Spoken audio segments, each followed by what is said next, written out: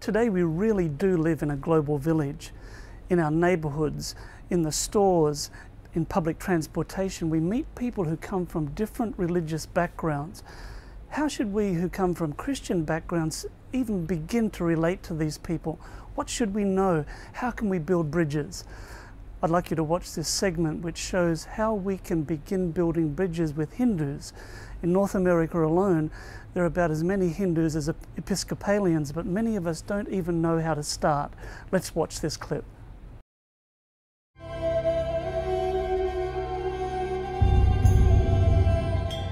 Hinduism. Knowledge, duty, and devotion. Of the 900 million Hindus worldwide, more than 800 million live in the country of India. No one is sure of the exact number of divinities Hindus worship, but the most well-known are Brahman, Vishnu, and Shiva. Hindus believe that the soul is trapped in a cycle of birth, death, and rebirth, which can only be escaped through knowledge, devotion, or discipline. Hinduism is the most eclectic and syncretistic, or most accepting and inclusive of all the major world religions.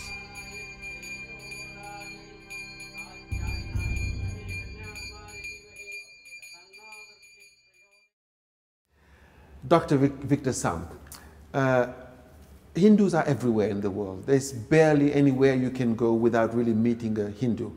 Could you help our viewers, when they meet a Hindu, how would they greet them? How to connect with them? When you meet a Hindu, you show the respect to him. Respect. So that's a very important value in Hinduism, yeah, right? In general understanding, when you meet a person of the other religion, you might think that religion is inferior, that man is inferior. And to break down that, you respect the person, no matter what religion he follows. Now, for a Hindu, how do you show respect? To show respect, I say namaste to him. Namaste, what does it mean? Namaste means I am respecting you. Oh, so then respect is really a core value then, therefore, Yes. in Hinduism. But do you only say namaste to human beings, or do you say to God? What is the connection? Could you help us? It has a dual meaning. A dual when meaning? you say namaste, I am respecting God in you. Oh, I see. So when you say namaste to a person, you are saying, I respect God in you. And the second meaning is namaste is used to God also in worshipping Him. In worshipping, oh. So to worship God, you say namaste. To respect human being, you say namaste. Now, I guess this must be connected to the belief in Hinduism that the soul, Atman, is connected to Brahman, that is divinity. That is. Now, what else would you tell us that helps to really connect with these people? Hindus value the married life, family life. And they have greater connections in their family. Once they are married forever. I see. So will I just go to a Hindu home? How does it function? And when you go to a Hindu home as a Christian, you have to explain to them through your behavior, through your approach, that you respect the family life. I see, that you respect family. Okay, life. now, what is it that really a Hindu will abhor or avoid? What should I or your viewers avoid in connecting with Hindus so that they will not be shocked or, repulsed? What would you say? One word I would like to use here, exclusivism. Generally, they think Christians are exclusivists, and they think God belongs to them, religion belongs to them, and all other religions don't come under their wings. So that point we have to make it very clear to them. We are not exclusivists. We wanted to follow the inclusivist ideas, and we want everybody to understand.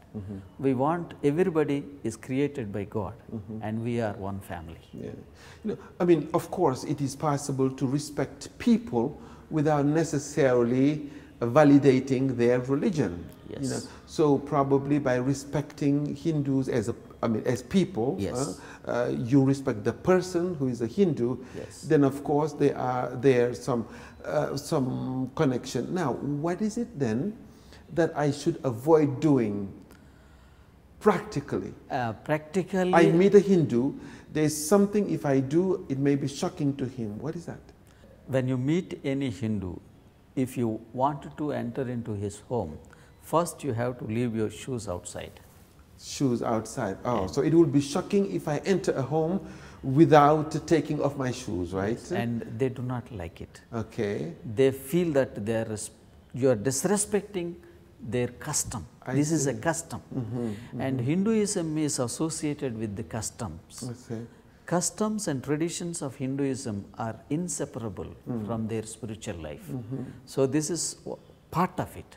So this is one thing, when you visit any Hindu's home, you leave your shoes outside and walk inside. And immediately he thinks he is following our custom. I see. So Hindu is really a way of life, then, where there's an integration of the spiritual, religious aspect to also the family, local, cultural aspect also. Now, is this connected also to this idea of respect still? Why would I have to take off my shoes? What does it mean? And you are entering into somebody's home to respect him, and that tells that you really respect that person by doing this. Is it also a gesture of humility, like the namaste that you mentioned earlier? It is part of worship. It is part of worship. Yes. Okay, so it is a sign of humility then also, right? Yes. So basically humility then is really one of the core values of Hinduism. Yes. When you greet someone, you're bowing to the person, saying you are above me, right? Is that so? And okay, I see. And then the same thing for the shoes. Yes. You're taking them off as if you are in a sacred space. Yes. What else would you tell us that could be helpful as we connect with Hindus? And Hindus will always respect somebody who goes to them with wisdom. With wisdom. Wisdom. A practical knowledge, what you have experienced in your life. Practical knowledge. Yeah, what you have experienced in your life, not a superficial knowledge. I see. So Gandhi said once, don't preach Jesus Christ of history.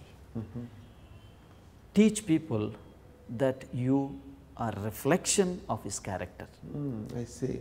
So character is really important. What they see, that counts very much. Well, thank you very much for those introductory words that can help us at least relate, remembering the idea of respect, remembering the idea of humility, of course, and of course character and then wisdom, as you mentioned. Well, thank you very much, Dr. Victor Sam. You're welcome. And thank you for your leadership also in the Center for Hindu Study, the Global Mission Study Centers, Hindu Study Centers. Thank you very much. Thank you very much. Welcome. The clip we just watched came from the Understanding World Religions DVD, and is my prayer that each one of us will feel called to share our faith with people who come from different backgrounds, from different religions, and that God will give us the wisdom to do it in a way that will attract people to Jesus.